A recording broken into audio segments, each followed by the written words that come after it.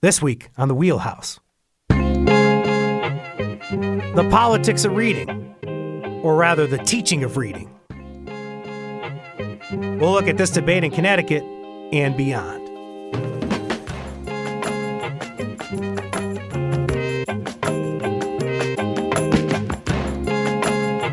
For Connecticut Public, I'm Frankie Graziano. This is The Wheelhouse, the show that connects politics to the people. We got your weekly dose of politics in Connecticut and beyond, right here. And if, like me, you grew up in the 90s, you might remember hearing this on your TV. Learn to read with Hooked on Phonics, the musical reading program. Hooked on Phonics works for me. Call 1-800-ABCDEFG. Is your child getting C's and D's when you know he or she is capable of A's and B's? I wasn't getting good marks in reading. It was painful for me as a parent to see Jessica struggling with reading. Over the years, parents, grandparents, and teachers have reported Hooked on Phonics success stories. With intensive, systematic phonics, these children learned important skills used in reading. The idea behind Hooked on Phonics, and phonics in general, is pretty simple. It's all about the relationship between letters and their corresponding sounds. Like if the word was dog, you'd sound out the word da-og. Pretty straightforward, right? But what if I told you there's actually a lot of debate over how to teach children to read? In fact, there are two main schools of thought, passionate supporters behind each, so passionate that this debate's often called the reading wars. In one corner, you've got your phonics, part of the science of reading approach. And in that corner, you've got something called balanced literacy. And lately it seems like the science of reading might be winning out. Right here in Connecticut, lawmakers passed a bill in 2021 to implement reading curricula based on the science of reading. As of this broadcast, more than half of the 201 districts and charter schools in Connecticut report piloting, researching, or adopting from the list of the state's approved reading curricula. That's according to the State Department of Education.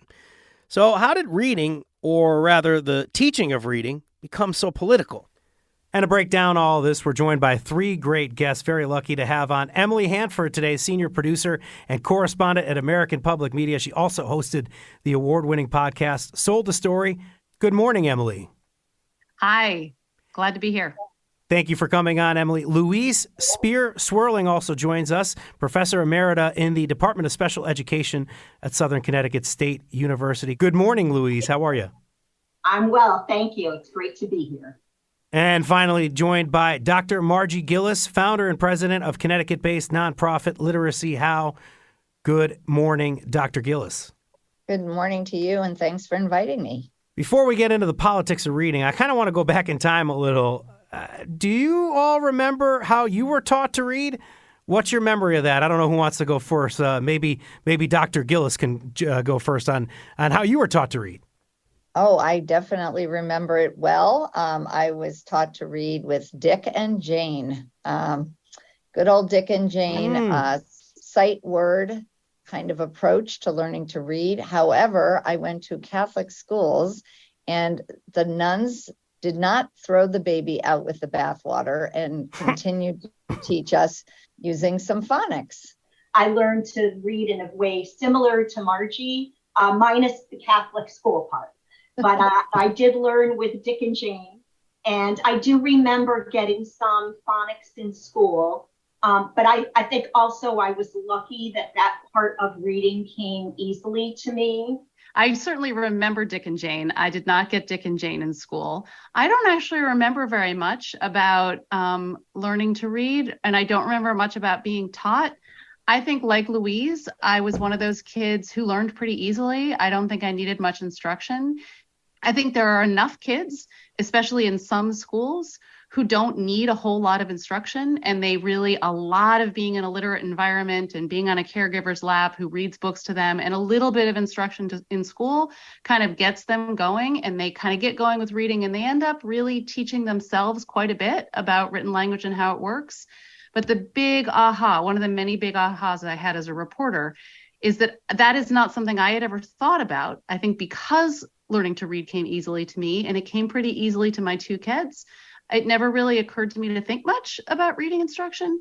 But it turns out that a lot of people, including a lot of very, very smart people, have a hard time learning how to read. And unless someone really teaches them well at that early stage when they first get to school, many of them struggle for a lot of their lives. And it is actually a secret and a source of shame for some people that they carry around with them, that they never really learned how to be a good reader. But good reading instruction at an early age can really help almost everyone learn how to read. We're looking at a little bit of a literacy crisis in the U.S. right now, and Emily kind of hinted at it there. How did we get here, Margie? Honestly, I mean, I think it's complex, and certainly Emily has enlightened many people about the complexity of the issue. So it's not one thing. I think part of it is that balanced literacy whole language is more appealing. It feels more fun. Immerse children in language, encourage them to be good readers and writers, incentivize them by reading interesting books, and voila, kids are going to learn to read. And we know that's not the case. So I think that's part of it. I also think that we haven't given teachers enough support. Margie, can you help me specifically with childhood literacy? And let's go to Connecticut more specifically and talk about how childhood literacy is in Connecticut. There is a tremendous amount of variability in our state. I would say that. And there are, Connecticut is known for having one of the largest achievement gaps in the country. I think that is still true today. If you look at the NAEP data and you disaggregate it by subgroup, Connecticut is doing pretty poorly compared to our peers like Massachusetts that have at an aggregate level about the same level of performance on the National Assessment of Educational Progress, the nation's report card. But if you look at the subgroups, we're not doing well at all. And so that variability exists. We have two Connecticut's. We have Bridgeport, New Haven, Waterbury, Hartford, and then we have Fairfield County and parts of Hartford County that are more affluent. Even in those affluent towns, I will tell you that there are many children who, don't learn to read, despite the fact that they have parents of means and parents that can get them tutors and whatnot. Many of those families are told their children are doing just fine. Emily reported on that beautifully with a couple of her podcasts prior to this Sold a Story. And this is kind of where I want to go with you, Emily. In Connecticut and across the U.S., a big push for the science of reading in our classrooms to close this literacy gap. What exactly is the science of reading? What does that mean? That's a great question. I'm glad you asked. I see that term being thrown around a lot these days, and I see it being sort of misused and misunderstood. I mean, it's not a curriculum. It's not an approach. It's not a way to teach. You don't do the science of reading. The science of reading is a body of scientific research, a big, huge body of scientific research that has been done over the last 50 plus years, actually.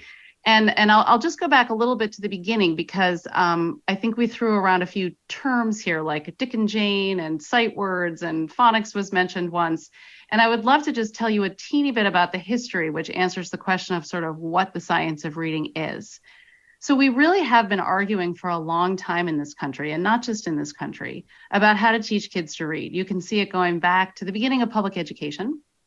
And I think we fought for good reason because no one really knew. We didn't know how people read. We didn't really know how kids learn to read. We had some ideas, some better ideas better than others, but we didn't really have a lot of answers. Just reading. How do our brains do it? How do we even do that?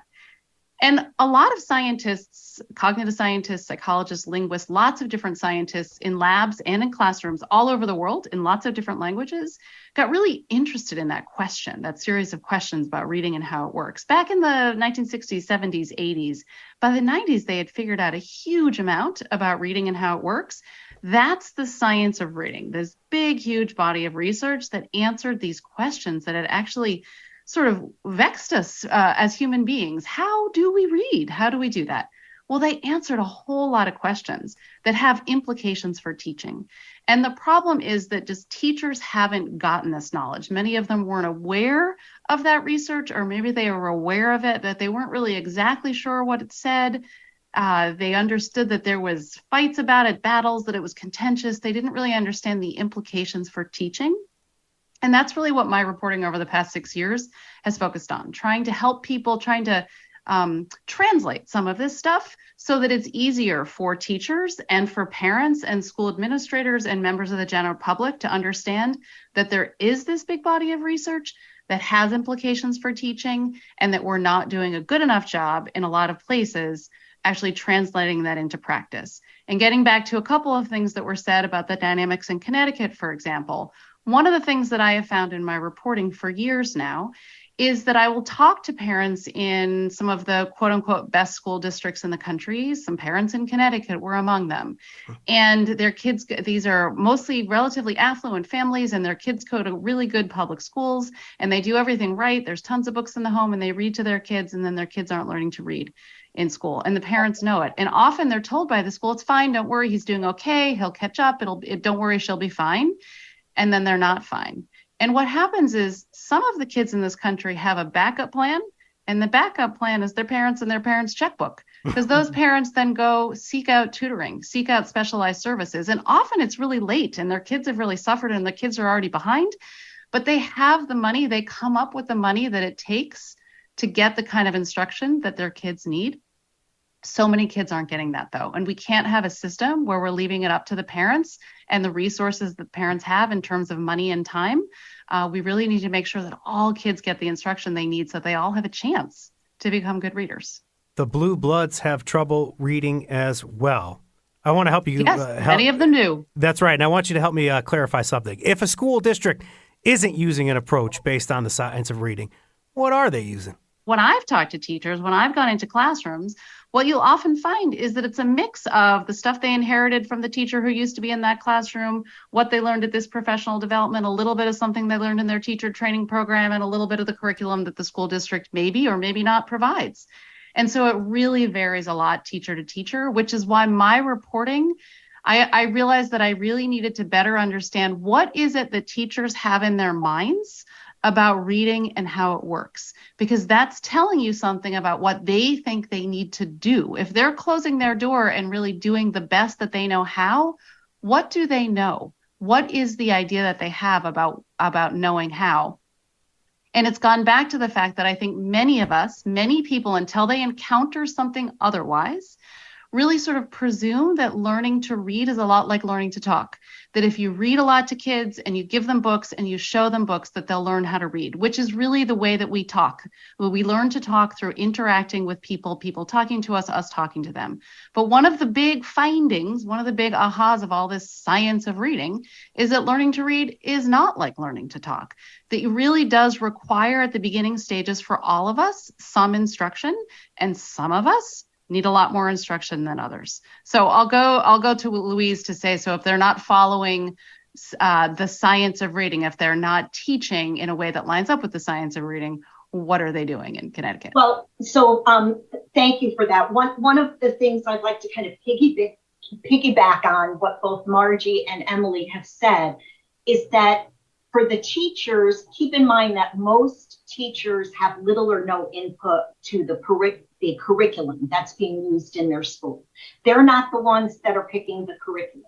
An administrator is picking the curriculum. And some curricula that are used really make it hard to teach according to what science tells us, science of reading, reading intervention research or reading instruction research.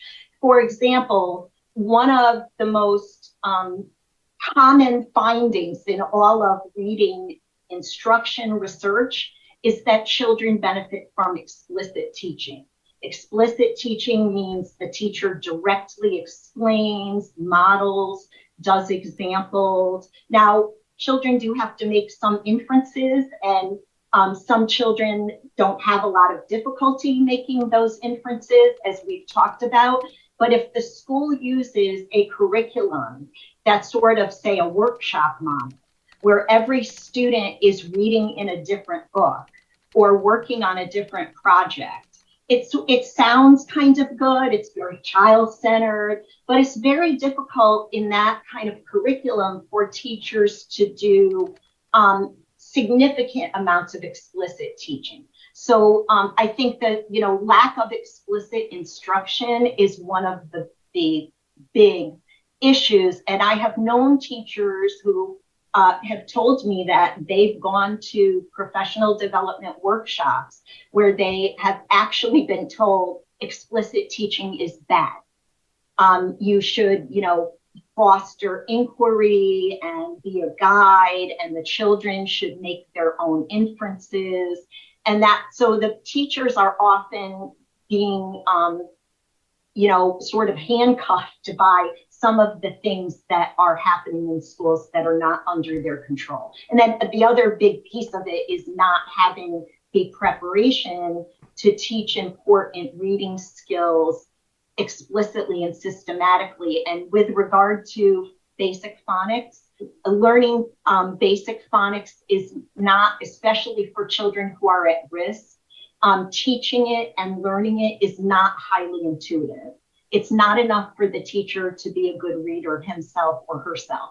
They have to understand they have to understand the structure of language in order to be able to teach it effectively. And many teachers are not getting that kind of preparation. And then they go into a school that expects them maybe to whip up their own phonics program, which is a completely unreasonable expectation for any teacher, but particularly for a gen ed teacher who's trying to meet the needs of 20, 25 students in a class.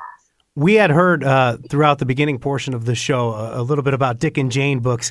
Can only do this briefly if possible, but that other approach, from my understanding, is something called balanced literacy. I know it's evolved a little bit, but Emily Hanford, could you just help me out a little bit with what a Dick and Jane book is and balanced literacy? And if you could do it quickly, I'd appreciate it. Sure. So Dick and Jane is basically this sight word method. And the idea was sort of a theory about reading and how it works, that we basically memorize words, that you associate words with pictures, and that's how kids become readers. That was one idea. Then phonics was this idea that came in, which is a little bit different. Instead of having kids look at pictures and look at whole words, you teach them the little parts.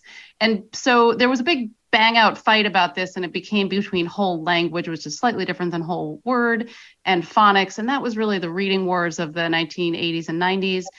And we really sort of supposedly settled those wars. A lot of people thought those wars ended in the early 2000s with this thing called balanced literacy, which sounds great. Balance is actually exactly what you want in early reading instruction. The problem is that balanced literacy really is the same sort of theory of whole language, whole word, the idea that kids don't have to be taught how to read the written words. And what happened in balanced literacy is they added a little bit of phonics instruction, sort of a little bit here and there, kind of like salt on a meal is one of the ways that I referred to it in some of the reporting that I did, but really not enough of it in many cases, or not done well. As Louise was talking about, the teachers themselves don't know enough about written language to teach it well. And the really key idea that I explore in Sold a Story is just adding some phonics instruction isn't enough. You have to take away this other idea, which is that kids can be taught these other strategies for learning to read the words. They can be taught these things like, look at the picture, look at the first letter, memorize the word, think of something that makes sense. This is what is happening in balanced literacy. Kids are being taught all these different strategies for figuring out the words. And the problem is that many kids sort of pick up the bad habit of using those other strategies and not doing the thing that actually helps us get those words into our memory, which is looking carefully at the words and sounding them out. And that is the process that helps you as a good reader eventually get thousands and thousands of words into your long-term memory, so that when you're reading, the words aren't an issue. You know the words in an instant, and what's happening is your brain is focusing on the meaning of what you're reading, which is the goal. That's what we're all trying to do when we read, but too many kids aren't being taught well enough how to read the words, and that's getting in their way, and it stays in their way for a lot of their life. Generally speaking here, Margie, how has this been received in our state, the science of reading, especially by school districts and leaders? I'm wondering from their perspective.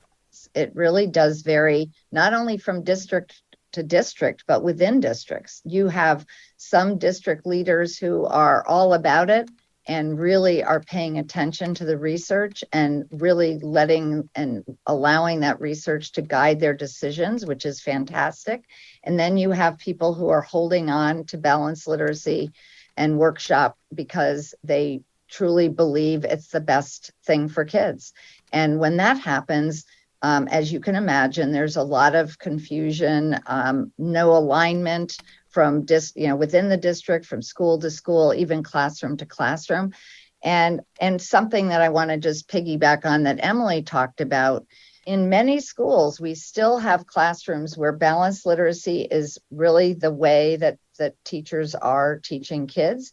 But then they might have the phonics patch that Emily called salt on the meal. I also love the phonics patch idea, where they have a program and the kids may go to a different teacher for that program, or could be the same teacher, learning how to sound out the words, practicing decoding and spelling, etc. And then they read their level text where they're guessing words using the 3 cueing strategies. So the children who are most vulnerable are the kids that are easily confused.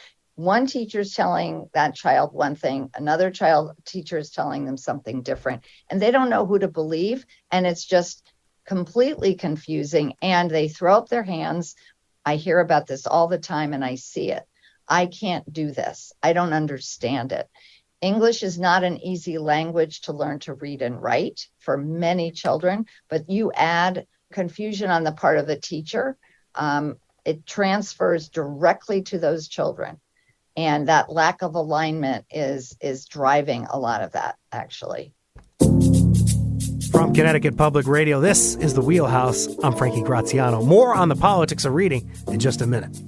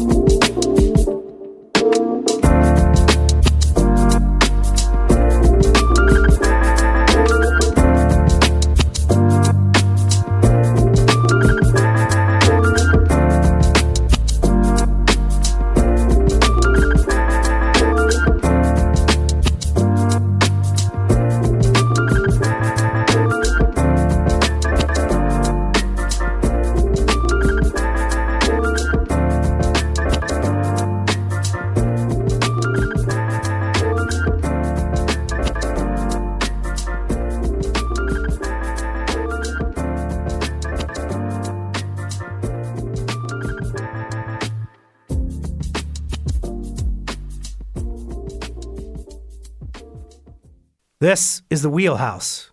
From Connecticut Public Radio, I'm Frankie Graziano. All hour, we're talking about the so-called reading wars and the push for the science of reading in Connecticut and beyond. Still with me are Emily Hanford. She's a senior producer and correspondent at American Public Media. She also hosted the award-winning podcast, Sold the Story, How Teaching Kids to Read Went So Wrong. Louise Spear-Swerling also joining us via Zoom, professor emerita in the Department of Special Education at Southern Connecticut State University. And also joining us on Zoom, Dr. Margie Gillis, founder and president of the Connecticut-based nonprofit Literacy How. Emily, the debate over reading instruction is referred to as the reading wars. How far back does this debate go, and when and why do you think this emerged? I think it emerged because no one knew how people learned to read, and there just wasn't there. We just didn't have answers. And then I think we really have found a lot of answers over the past 50 years. There have been new techniques, new kinds of research, huge studies. Louise talked about this before. These huge intervention studies where they actually, so it's sort of like two different kinds of studies. There's sort of this brain research where we've been able to really glimpse inside people's brain. What does your brain look like before you know how to read or when you're struggling to read? It turns out that when you learn to read, when you become a good reader, your brain actually looks a little different. We are not actually born with brains that were sort of designed to read, because as human beings, we just started reading a few thousand years ago, and we've been talking to each other for a really long time. But this reading and writing thing is relatively new. And it's really new over the past few hundred years that we really need everybody to know how to do it. For a long time, not that many people really needed to know how to read and write. So the brain research has given us a lot of insight, but really these big, huge real world studies where they've tried things in classrooms, they've tried different approaches, they've tried interventions to try to figure out what helps kids. When kids are struggling, what do you need to do to help them learn how to become good readers? And there's just been a huge, hundreds of millions of dollars has been invested in that research over the past 40 years. And really, we shouldn't be arguing about this anymore. Now, the problem here is that there just are a lot of people who have ideas and beliefs that I think they're holding fast to, just because in many cases they haven't known that there's something else. They haven't been aware that there's all this research out there. And what I hear from teachers all the time, pretty much every day, is, I didn't know this. Why didn't I know it? And now I'm starting to learn it. And this is huge. The implications for teaching are huge. As I'm just learning some basic things about reading and how it works, I'm seeing that I haven't been doing enough of X, that over here this hasn't been working. That in fact, when I am teaching kids these cueing strategies to try to figure out the words, I am actually teaching them the habits of struggling readers. This was the really big aha for me, is that all over the country, teachers think they're teaching kids strategies that will be helpful to them. And in fact, they're teaching them to do the very thing that it turns out, when you are a person who was never taught to read and it's really hard for you, you do a lot of things like memorize as many words as you can. Look at the first letter of a word, look at the pictures, try to think of something that makes sense, skip a lot of words. That is exactly what it's like when you're a struggling reader. And those are the strategies that little kids are being taught in school. And getting here, do you think that, just really quickly, I'm hoping to kind of crystallize this. Do you think that urgency around kind of realizing that maybe we actually were teaching kids the habits of struggling readers to try to get them to read well, if that makes sense. Do you think that kind of created urgency in this debate? Absolutely. I mean, I think there is a lot of urgency, and you can just look to, there's been a lot of legislation that's been passed over the past few years. There really has been a movement that I think was really started by parents of kids of struggling readers who, like I said before, were doing sort of all the quote unquote right things and their kids still couldn't read. So we've really had a movement that's been motivated by parents over the last 10 years. And that movement has been built upon the fact that there is this research and that we know all this about reading and how it works. And then I think journalism, mine and others, there are now a lot of journalists who are getting interested in this topic. I think the more and more people know about this, understand that this is a real problem, I think there really is a lot of urgency. And since this Oldest Story podcast came out in October, there's been sort of a new wave of legislation. At least 20 states have come up with some kind of new effort to try to change and improve reading instruction in their states. I don't know if all of these efforts are good. Like, it would be better if we could change this without having to pass laws. But laws are being passed because I think a lot of legislators are getting the message, like, there's really a problem and it needs attention from above. And so there are really some big policy efforts, but there are lots of ways that policy can have unintended consequences and that policy gets resisted. And at the end of the day, as I think we've already heard in this interview, it's about what the teacher does in his or her classroom all day. And laws and policies only go so far. We're talking about the laws of the land here, Margie, rather than the teaching of reading. How did reading become so political? Well, the wars, as Emily said, have been around for a long time. So it has been a political debate on some level. And I think in one of your podcasts, Emily, you talked about that. I don't believe it should be by any means. I mean, who would argue that every child should learn to read and it should not be a partisan issue? When the National Reading Panel report came out and the Bush administration's desire to put a federal law in place to require that the science be taught. It wasn't called the science of reading at the time. It was referred to as, I think, scientifically based reading research, but it still stood for this body of research that Emily is talking about. But, people look at research in different ways. And in the scientific research that I think Louise and Emily and I respect, it's really, a lot of it is quantitative research. Gold standard, randomized controlled trials, if possible, to determine what works best, just like we do in medical research. And people that subscribe to balanced literacy tend to have a greater respect for qualitative research and believe that there is a body of research that supports the use of balanced literacy.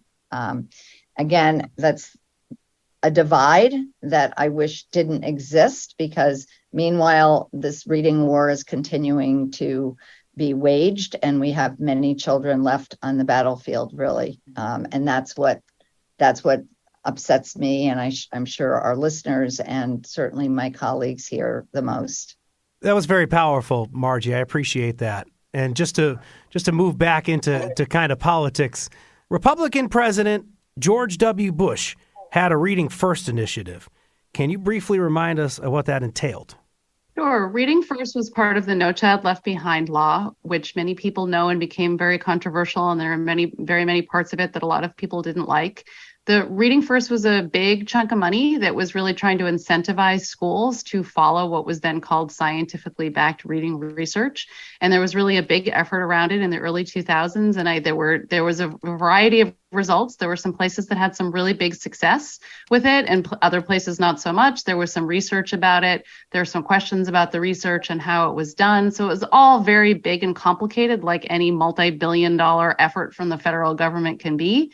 And it got very politicized, and there was a decent amount of pushback, as I think there always is. And I think in many places, and we could be replicating this problem right now. It's very important to learn from what happened during Reading First. I think in many places, teachers were just sort of handed a new textbook or handed a new curriculum and told, now you're doing this. And they didn't understand why, and they didn't understand how to do it. It's really, really important that this time we really get it right consistently and more deeply. And I think that's the work that people like Margie and Louise are doing. And there are a lot of people doing that in many states to really help teachers understand the why and the how of why they need to change some things about how they teach reading. So the Reading First initiative really basically had fallen apart. So it lasted about, depending on how you're counting, 5 to 7 years or so. And I think it really paved the way for balanced literacy. It really brought in this idea, like a lot of people were willing to say like, okay, no, phonics is okay. We're okay with some phonics instruction. We can bring in a little bit of phonics instruction. And they started adding that in and sort of thinking, oh, well, we're doing everything that the research says.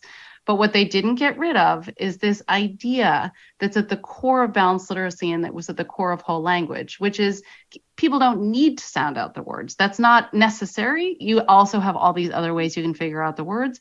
And that really is a problem, because to get to the science, just to get nerdy for 1 second, the way you get all those words into your brain so that you don't have to deal with them and think about them, it's like a reflex, your ability to read the words, is by carefully sounding them out and connecting the pronunciation of word with its spelling and its meaning. And when those three things get like glued together in your mind, you've got that word. So a lot of the words that you can read, Frankie, and that our listeners can read really quickly and easily, you can read them because maybe when you were 6 years old, you laboriously sounded out that word letter by letter and finally figured out, oh yeah, like there's an example of a kid in Sold a Story who's doing smile. Smiling.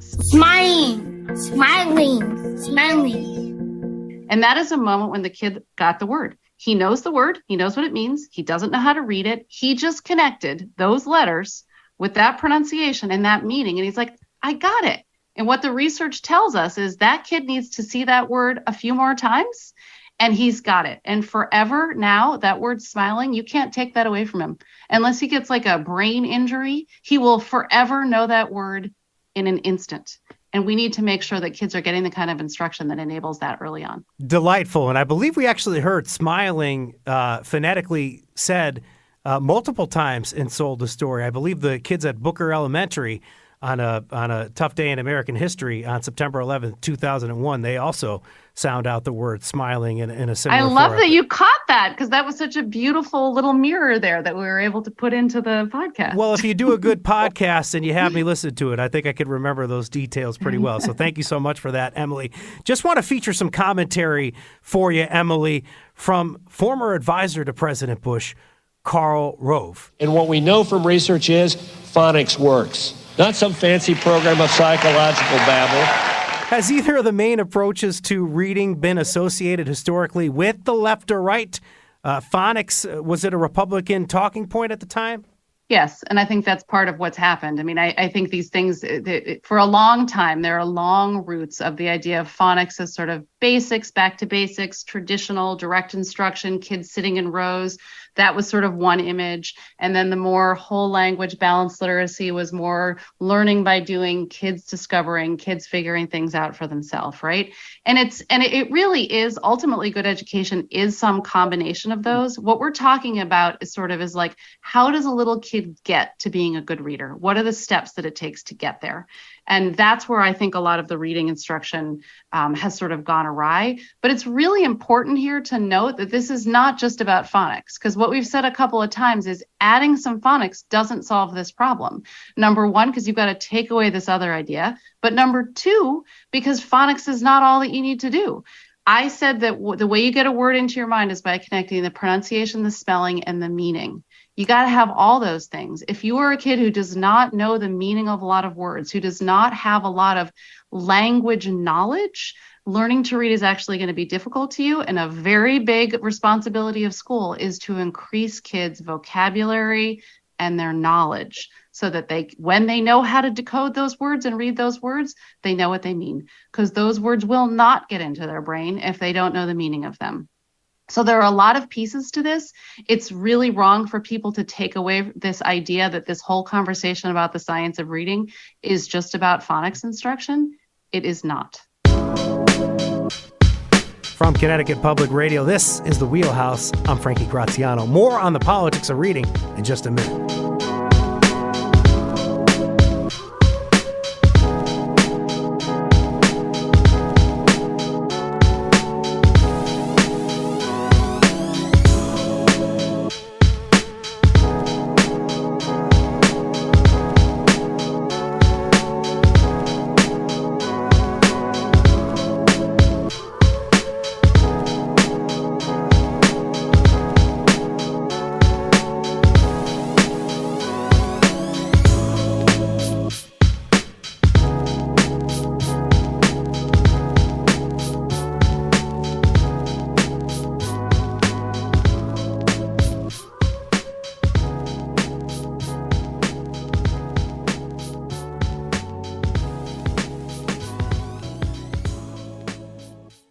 This is The Wheelhouse from Connecticut Public Radio. I'm Frankie Graziano. And if you're just joining us, we're going big on the politics of reading today.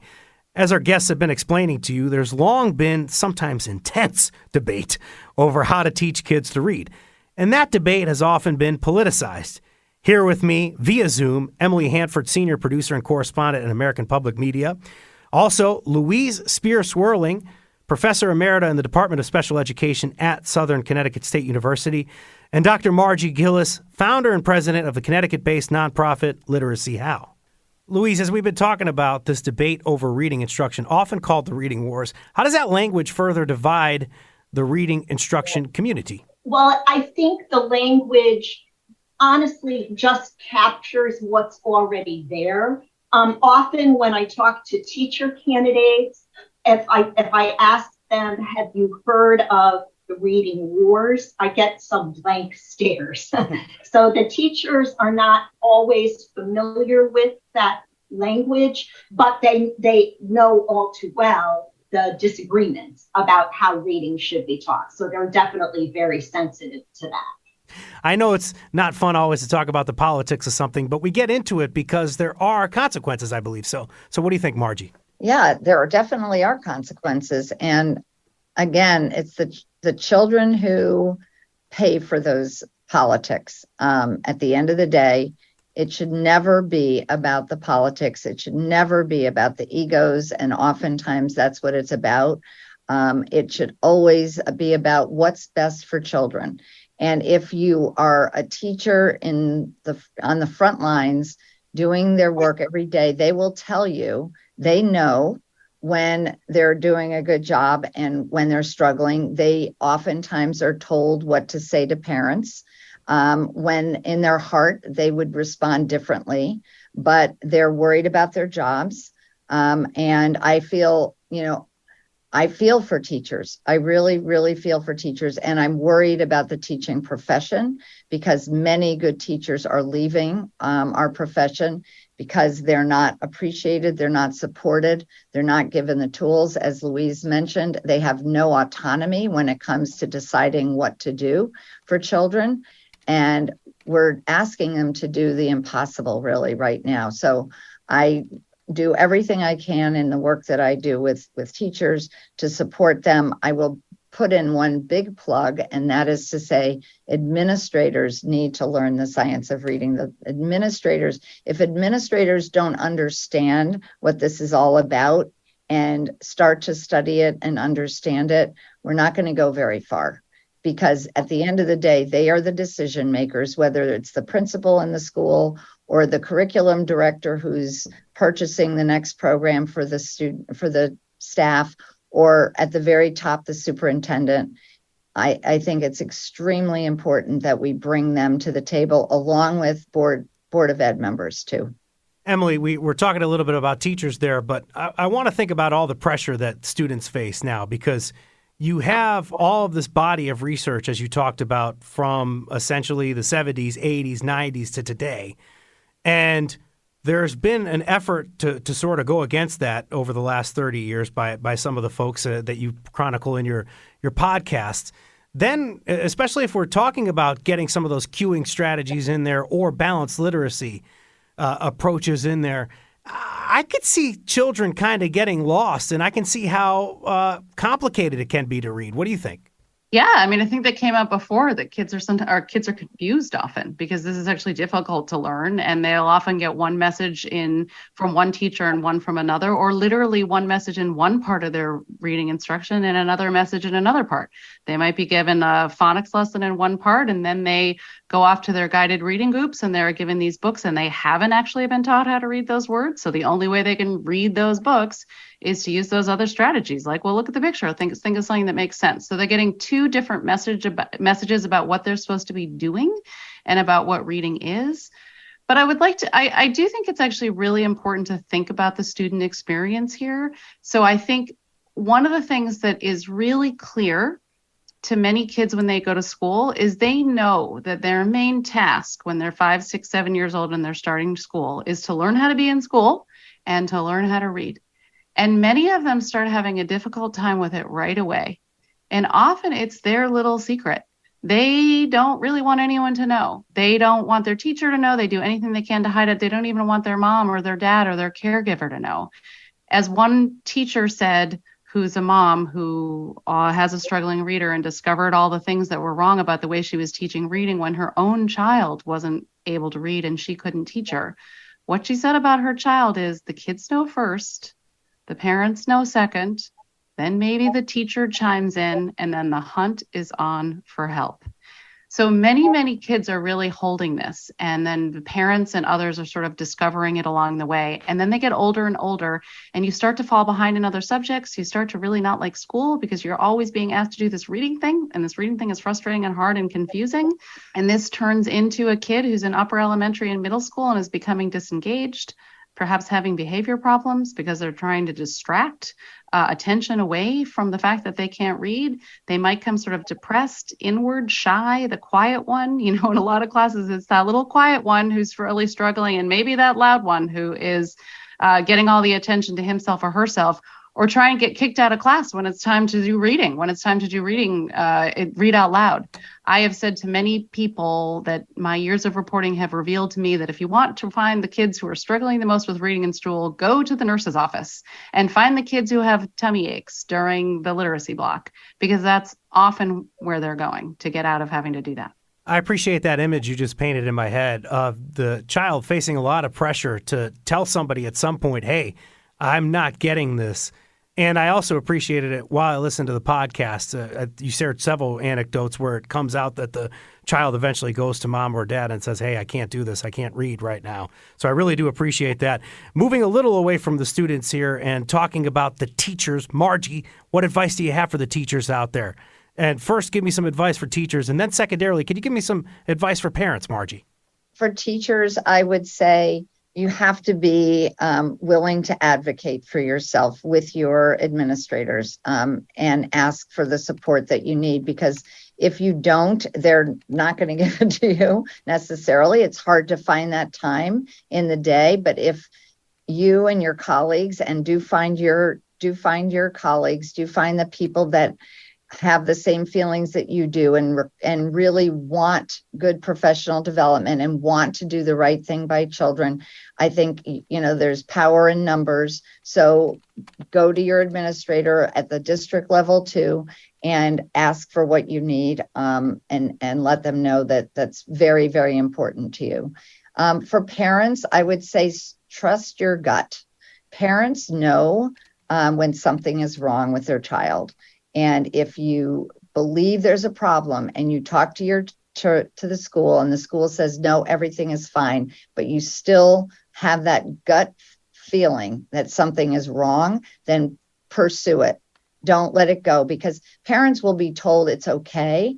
And then they feel good, like, oh, I guess I was just feeling something that wasn't there. And you waited precious time. You don't want to wait a minute, because every minute counts in this. If you don't learn to read in first grade, you have a very low chance of catching up, right? You can learn to read, but the curriculum continues in second and third and fourth, and you're not taught to read in fourth grade. You're taught to read in kindergarten and first grade. If you miss that opportunity, you've missed something very important. Again, it can happen. It's just harder. So trust your gut, parents. We're going to close the show with Louise. I want to know, where do you see this going? Where do you see the debate over reading instruction heading in the future, Louise? Well, I think it's very encouraging that there's so much interest in the topic, so much public interest. I think Emily's work is a huge, impetus behind that, because she took these concepts like multiple cueing systems and explain them in a way that is understandable to a general audience, and kind of made clearer to a general audience, including teachers, why it's problematic to teach that way. And that part of it is very encouraging to me. You asked before about, I think it was to Margie, about her advice to teachers. And I certainly agree with everything she said. Another thing I would add on to that is there are some great resources now available to teachers. I think when Margie and I both started our careers, there was not nearly so much available that was written for practitioners translating the science into practical applications. So, for example, the Institute for Education Sciences practice guides. Teachers can just Google IES practice guides. Those are great resources that distill the research on how to teach different areas, including reading. There's some great, books by people that are really well known, like Louise and many people that can serve as great resources for teachers. And there are online communities that teachers can connect with people that are like-minded.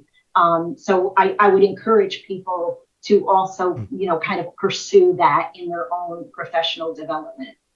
Terrific show today. Huge thanks to Emily Hanford, Louise Spear-Swerling, and Dr. Margie Gillis for spending the hour with us. Massive thanks to you all. And we're going to link to Emily's podcast if you go to ctpublic.org/The Wheelhouse. The podcast is Sold a Story. Check it out there. Today's show was produced by Meg Dalton. Our technical producers are Katie Tolarski and Kat Pastor. Download The Wheelhouse anytime on your favorite podcast app. I'm Frankie Graziano. This is The Wheelhouse. Thank you for listening.